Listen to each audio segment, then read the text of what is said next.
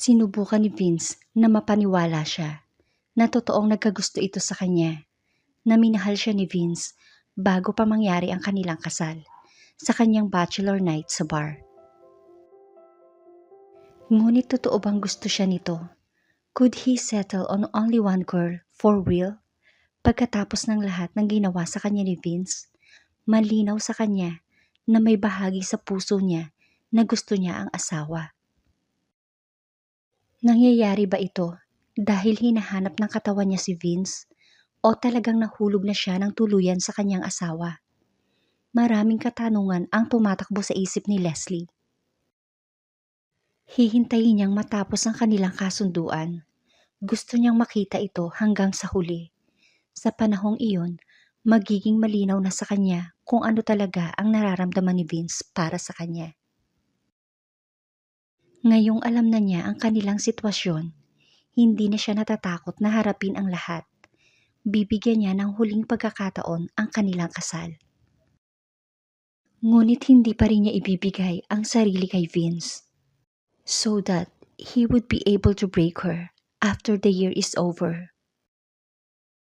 Kinabukasan, habang nag-aalmusal, ay nagkaroon sila ng konting chat tungkol sa kanilang mga gusto at hindi gusto.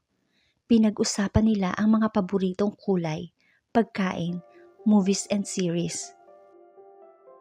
Nalaman niya na si Vince ay isang tennis at basketball player noon sa kolehiyo at binanggit naman niya ang tungkol sa kanyang hilig sa arkitektura. Habang pinag-uusapan nila ang tungkol sa mga interes ng isa't isa, ay inalok siya ni Vince ng pagkain mula sa hawak nitong tinidor at isinubo ito sa kanya. Hindi siya makapag-isip ng maayos matapos maramdaman na nakatitig sa kanya si Vince habang pinupunasan nito ang cream na kumalat ng bahagya sa gilid ng kanyang labi. Biglang sumagi sa isip niya kung paano biglang nabago ang kanilang mga emosyon mula sa pagkapuot tungo sa pagkagusto. Napaka-unpredictable at nakakalito ang mga emosyon ng tao. Vince's move was so romantic, real and sensual, kaya naisip niya na baka tuluyan na siyang mahulog kay Vince sa lalong madaling panahon kung patuloy nitong gagawin ang ganitong galaw. Finally, matatapos na ang mahabang bakasyon nila sa Cebu ngayong gabi. Ipinaalam ni Vince kay Leslie na aalis sila pagkatapos ng kasal. It had been a long time for them, here, away from business, sa trabaho, at higit sa lahat, sa daddy ni Vince. Na-miss ni Leslie ang matandang may sakit at na-miss din ito ni Vince. Kahit hindi ito sinasabi ni Vince, kitang-kita sa mukha nito ang pagmamalasakit sa ama. Nakita ni Leslie kung paano regular na tinatawagan ni Vince ang mga magulang at kung paano nagbabago ang boses nito kapag nagtatanong tungkol sa kalusugan ng ama. Ang sarap sa pakiramdam kung paano siya nagmamalasakit sa mga tao. Ipinakita nito ang kabutihan sa kanyang puso.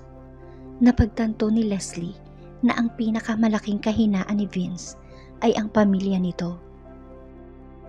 Leslie brought a beautiful gown for the wedding. Binili niya ito kasama si Sheila para sa kaganapan ngayong gabi. But she didn't think she would get a chance to wear it today. Pagkalabas niya kasi ng banyo, ay may nakita siyang malaking box na nakapatong sa kama at isang note na may kasamang magandang rose sa ibabaw. The note said, "Wear it for the wedding ceremony. Please, I handpick up imagining you in it. You don't need to worry about matching accessories either. I arranged them too. Just wear it please. For me, Angel. Love, your husband. P.S. You will look pretty in whatever you wear, but it will make me really, really happy if you accept my gift." Oh God, biglang naisip ni Leslie na magkakaroon siya ng mild stroke. Bakit ang bilis ng tibok ng puso niya? Oh Vince, bakit kailangan mo maging ganito ka-romantic? Napaisip si Leslie. Pakiramdam niya ay hindi niya kilala ang lalaking ito. Bigla itong naging ibang tao at hindi maitatanggi na nagustuhan niya ang side na iyon ni Vince. He was hopelessly romantic, caring, responsible, at higit sa lahat, hindi ito masamang tao tulad ng nakita niya sa nakalipas na 6 na buwan. All of the sudden, siya ang eksaktong tipo ng lalaking matagal na niyang hinahanap. Ang tipo ng lalaking kanyang mamahalin. Nakita ni Leslie kung paano dumagsa ang mga kaibigan ng bride kay Vince, kung paano sila tumingin dito. Ngunit kailanman ay hindi nagbigay si Vince ng pagkakataon na tingnan ang mga ito. Palagi itong nasa tabi niya mula pa noong dumating sila sa lugar. Nararamdaman niya na parang totoo ang sinasabi ni Vince tungkol sa nararamdaman nito para sa kanya at nagsimula na siyang maniwala doon. Nagpasya si Leslie na isuot ang pinili ni Vince para sa kanya. Namangha siya nang buksan niya ang kahon. Hindi niya maalis ang tingin sa napakagandang gown, the color, the details, the pattern and the fabric. Everything was so pretty. Hindi niya akalain na makakakita siya ng ganito kagandang dress para sa kanyang sarili. Ito ay may perpektong timpla ng sensuality at elegance. May kasama rin itong diamond earring. Napabuntong hininga si Leslie dahil may idea siya kung magkaano ang maaaring presyo nito. Ang marble clutch bag ay perfect match sa napakaganda niyang dress. At mayroon ding isang pares ng kristal na sapatos.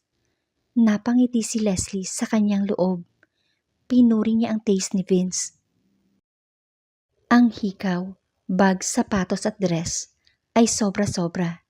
Kailangan niyang makausap si Vince tungkol sa labis na paggastos nito sa kanya. Humarap siya sa salamin habang suot ang napakagandang gown. The off-shoulder was perfect fit for her, hugging her body like a second skin. Pagkatapos mag-spray ng pabango, ay isinuot niya ang hikaw. And wow, ayaw niyang gumastos ng milyon-milyon para lamang sa isang pares ng hikaw. Ngunit hindi niya maiwasang humanga sa ganda nito. As if they were made to be worn together. Pumasok si Vince sa kwarto habang naglalagay siya ng makeup. Hindi nakaligtas sa kanyang mga mata ang mainit na pagtitig sa kanya ni Vince mula sa refleksyon ng salamin. Pagkatapos niyang mag-makeup, ay dahan-dahan siyang tumayo. Lumingon siya kay Vince at ngumiti ng bahagya, sabay sabing, "Salamat sa mga regalo mo." Ngunit nanatiling tulala si Vince habang nakatitig sa kanya. Hindi na iwasan ni Leslie na mapangiti ng bahagya. Lumapit siya kay Vince at dahan-dahan niyang isinara ang nakaawang nitong bibig gamit ang kanyang hintuturo, dahilan upang makawala si Vince sa kanyang ulirat. Sa wakas ay lumabas ang paos na boses ni Vince at sinabing, "It's true. Nai-imagine ko na babagay ito sa'yo. But I had never imagined you'd look so..." He was in loss of words. "Ugly? Gold digger bitch?" Mabilis na sagot ni Leslie at saka tumawa ng pabiro. Napangiwi si Vince sa sinabi niya at agad na tumalikod sa kanya.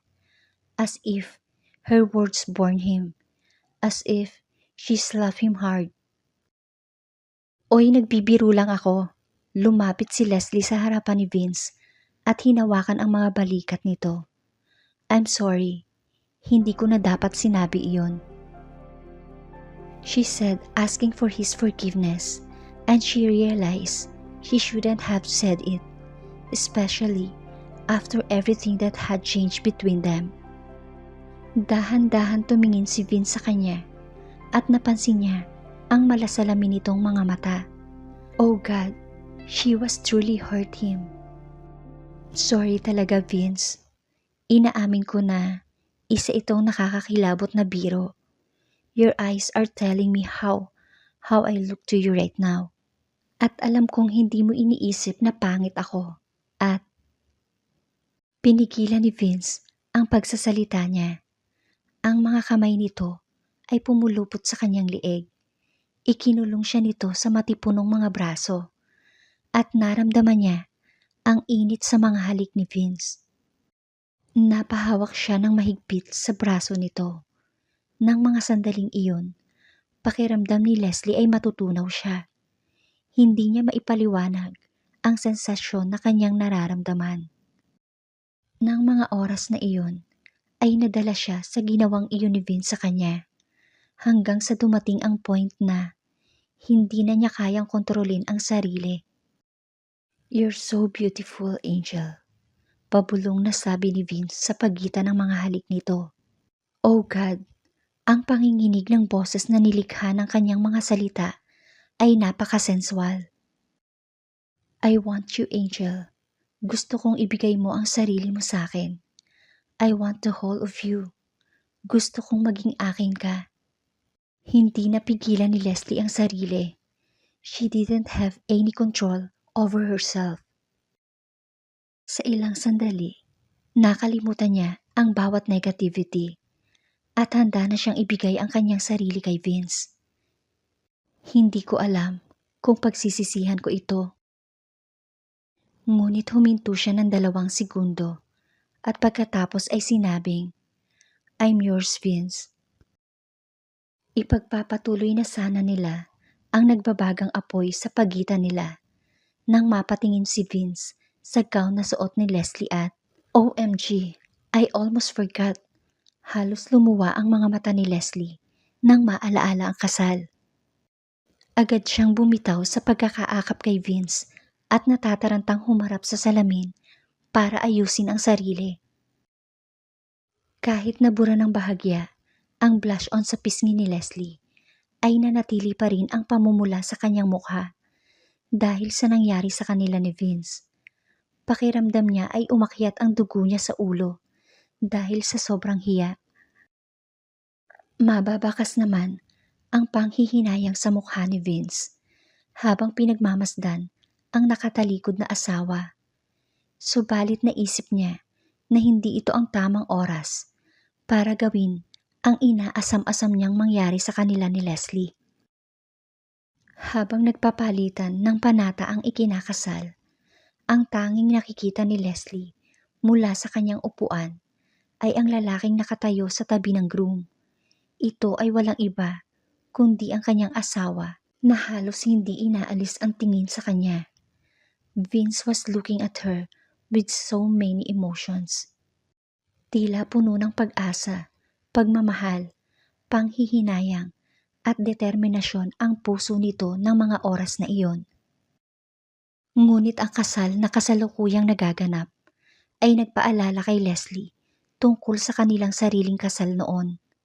Bahagya niyang nginitian si Vince upang mapagaan ang pakiramdam. He smiled back at her, much relaxed than before. And he looked so adorable that she just wanted to go up there and hug him tight. Is she melting too fast? Ano ang nangyari sa kanyang paghihiganti?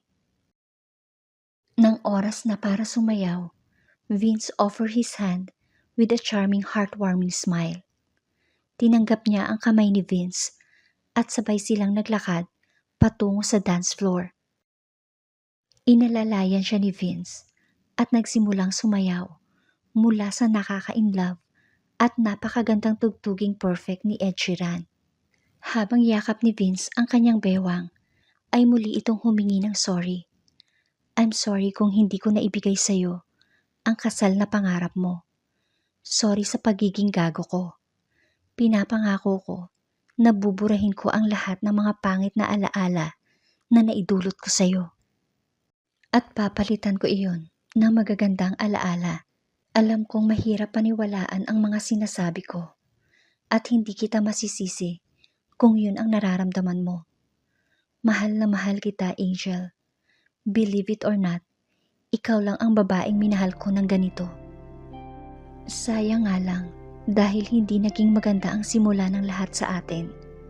Nararamdaman ni Leslie ang katapatan sa boses ni Vince at ang sakit na nararamdaman ng kalooban nito. Leslie had to say something to make him feel better. Hey, I know it's bothering you. Huwag mong isipin palagi ang nakaraan. Mabuhay tayo sa kasalukuyan, okay? Napansin ni Leslie kung paano nabagabag si Vince sa kanilang nakaraan. Mahirap sa kanya na makitang nahihirapan si Vince. Kung binigyan nila ng pagkakataon ang kanilang mga sarili, hindi sila dapat magalit sa kanilang mga nagawa. Lalo na sa kanilang pagpapakasal. Ang kasal ay isang banal na relasyon sa pagitan ng dalawang tao.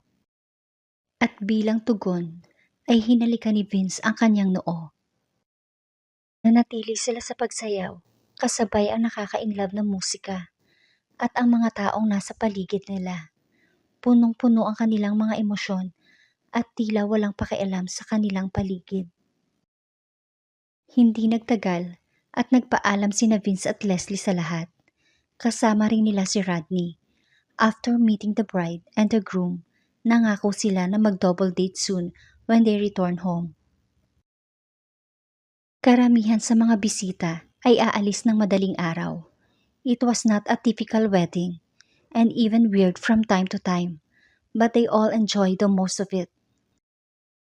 Pinalitan ni Leslie ang kanyang damit ng mas komportable dahil medyo mahaba ang kanilang biyahe.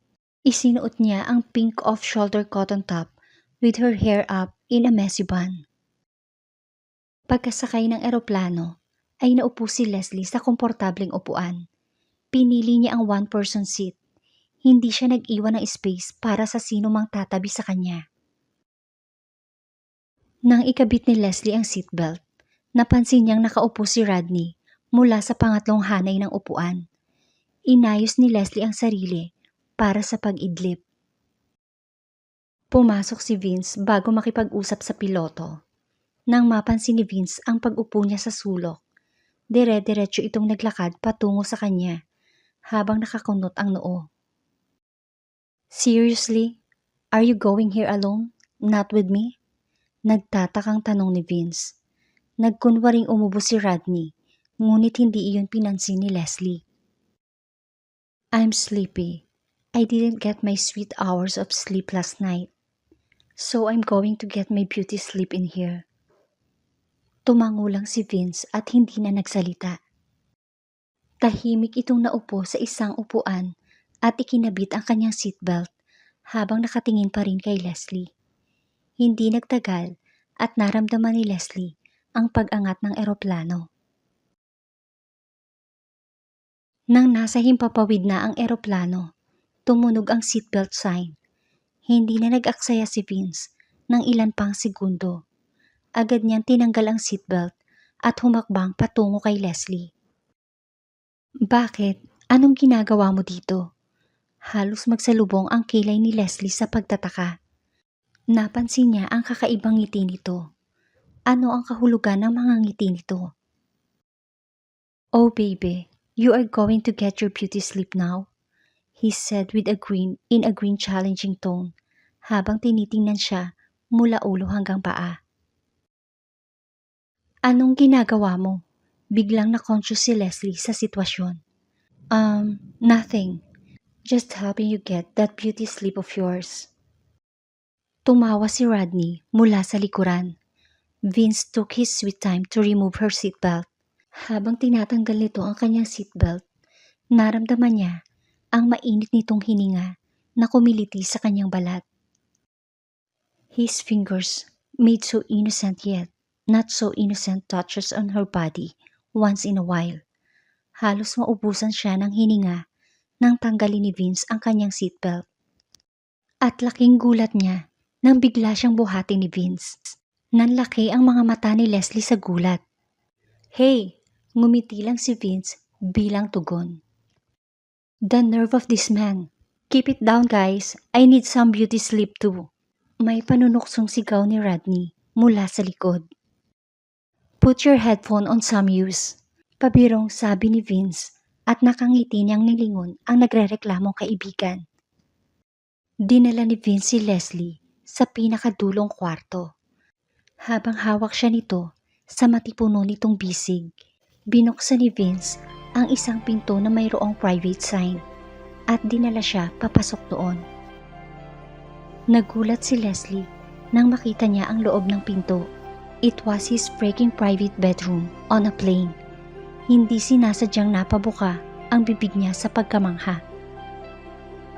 Ang kanyang ama ay mayaman din, but they never needed a jet on their own.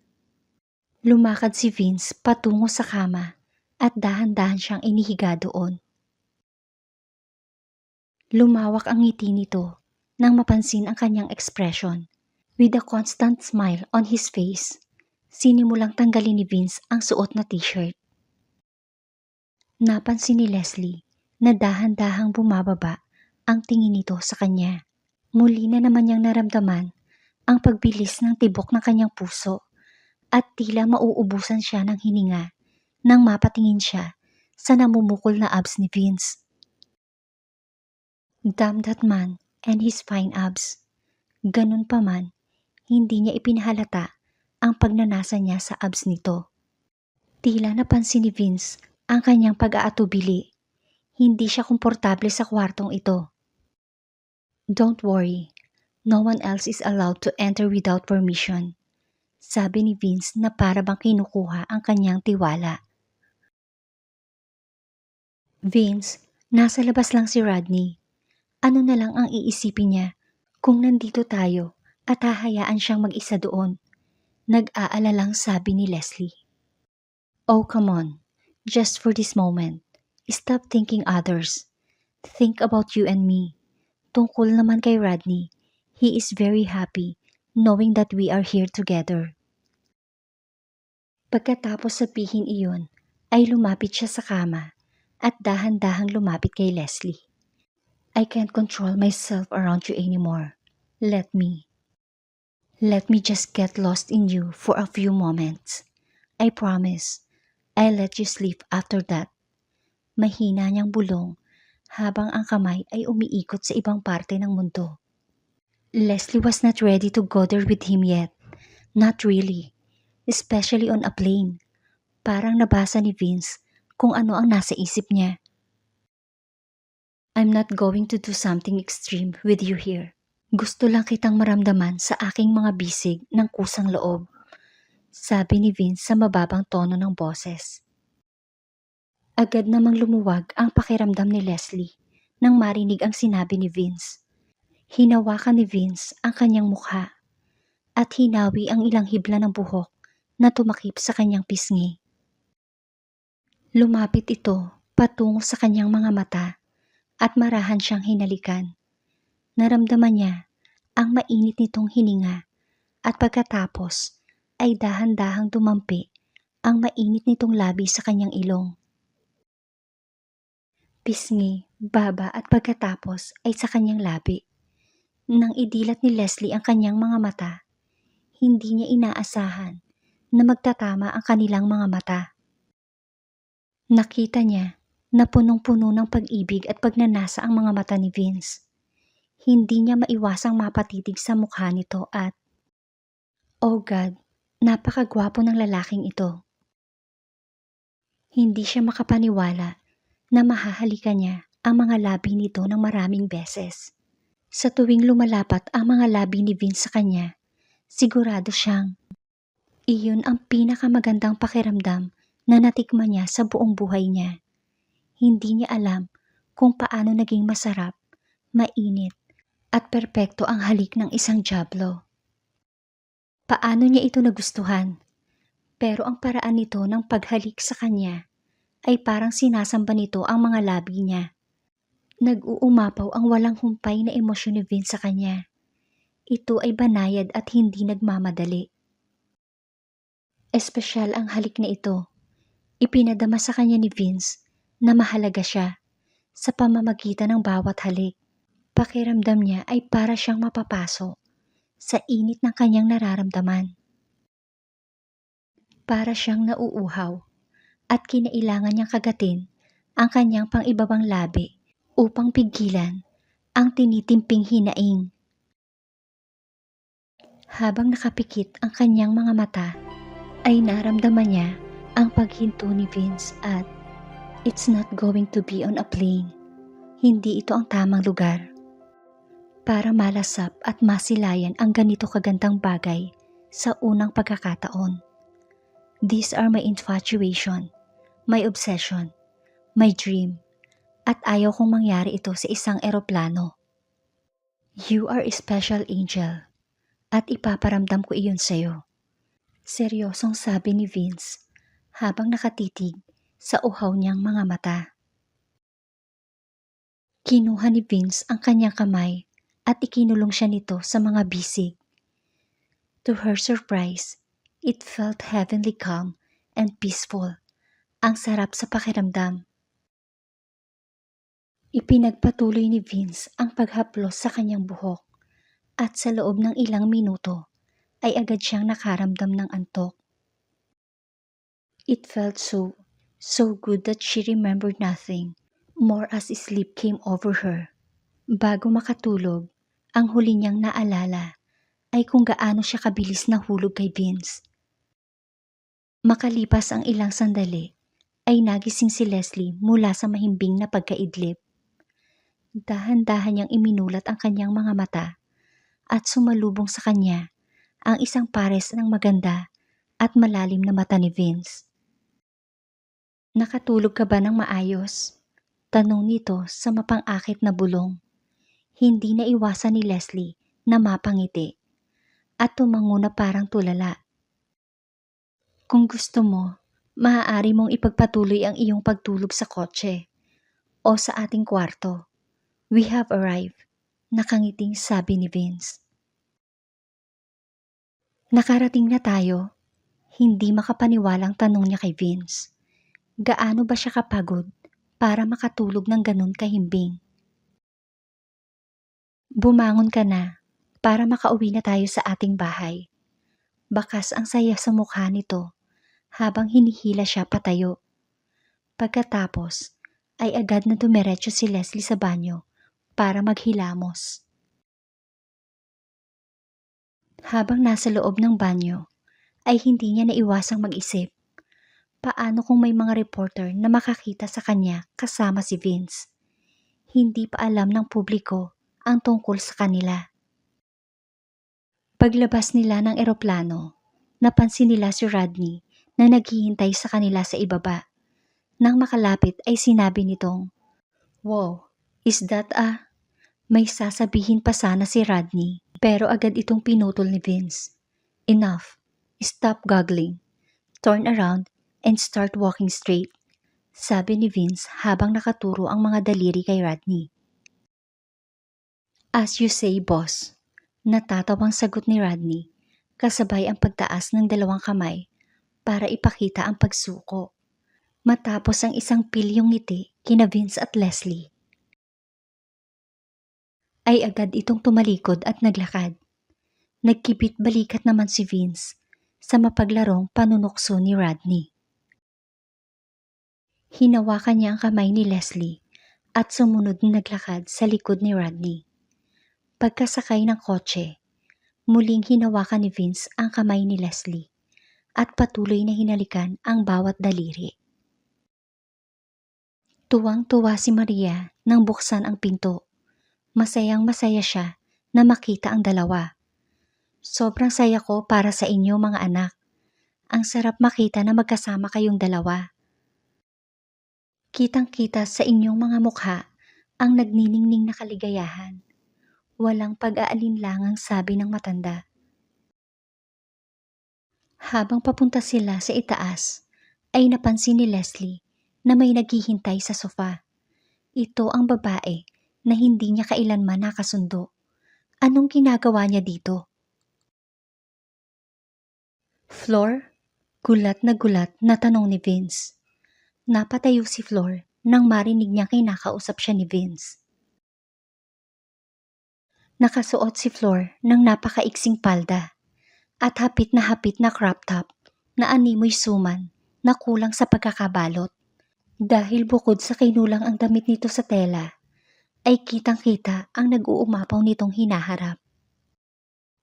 Nakaramdam si Leslie ng inis nang mapansin niyang halos isubsob nito kay Vince ang hinaharap. Noon pa man ay hindi niya nagustuhan ang magaspang at bastos na pakikitungo nito sa kanya. At yun ay hindi niya maintindihan. Umpisa pa lang ng pagkikita nila sa opisina ay tinaraya na siya nito. Siya nga pala iho.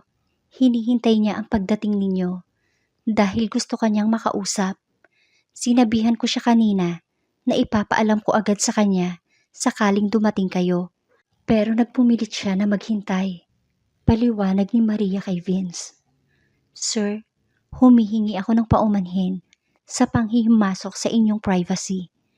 Marami na kasing file na nakabinbin na kailangan yung pagtuunan ng pansin. Hindi na iyon makakapaghintay. Matagal ko nang hawak ang mga yon dahil sabi mo sa akin na wag kong ipadala sa iyo ang mga yon. Parehong napanatag sina Vince at Leslie nang marinig ang paliwanag nito. Ngunit lingid sa kaalaman ni Flor na si Leslie ay asawa ni Vince. Nagtaka si Flor nang makita silang magkasama sa iisang bahay. At ang mga mata nito ay nahulog kay Leslie. Nanlaki ang mga mata ni Flor nang makitang magkahawak kamay ang dalawa. Bahagyang binitiwan ni Vince ang kamay ni Leslie at hiningi ang file kay Flor. Ipakita mo sa akin ang mga file. Seryosong sabi ni Vince na hindi man lang tumitingin kay Flor. Poor girl, and her poor attempts to seduce someone's husband. Habang inaabot ang mga file ay sinubukan ni Flor na lumapit kay Vince. Hindi na nag-abala si Vince at agad na kinuha ang file. Masusi niyang tiningnan ang mga file habang naglalakad. Huminto ang kanyang mga paa nang madaanan si Leslie. Saglit niyang hinawakan ang balikat nito at tumingin sa mga mata. You get freshen up and complete the beauty sleep of yours, okay? Kailangan ko lang tapusin ang mga ito ng madalian. Paumanhin, hindi ako makakasama sa'yo. Is it okay, Angel?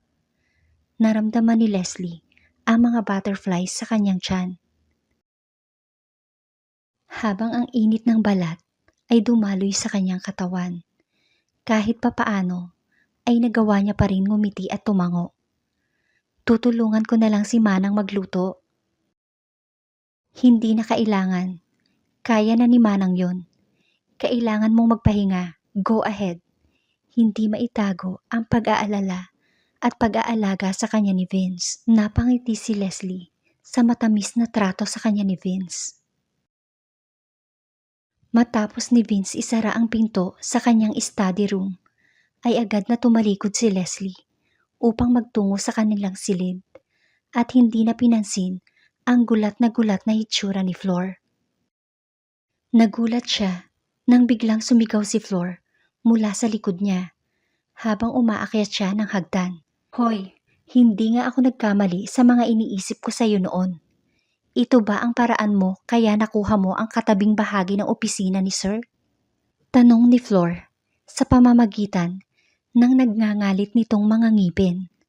Nagtatakang itinaas ni Leslie ang kanyang kilay at tumingin kay Flor.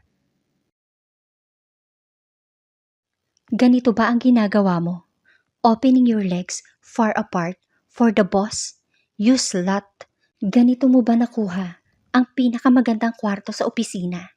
Sa tabi niya, ilang araw akong nag-iisip kung bakit sa iyo ibinigay ni Sir ang kwartong iyon.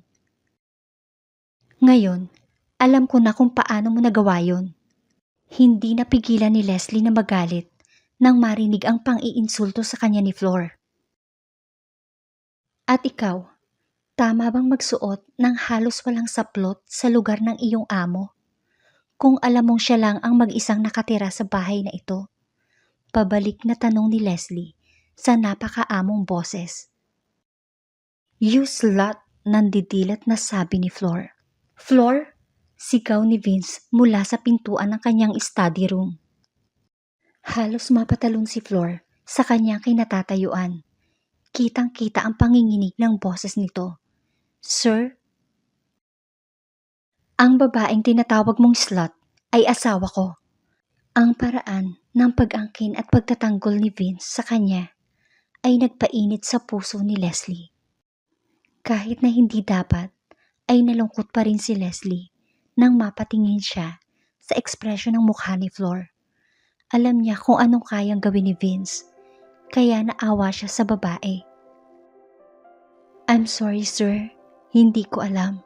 Mangyak-ngyak na sabi ni Flor. "Wala kang karapatang magsalita ng ganyan sa loob ng aking pamamahay." Pasigaw na sabi ni Vince.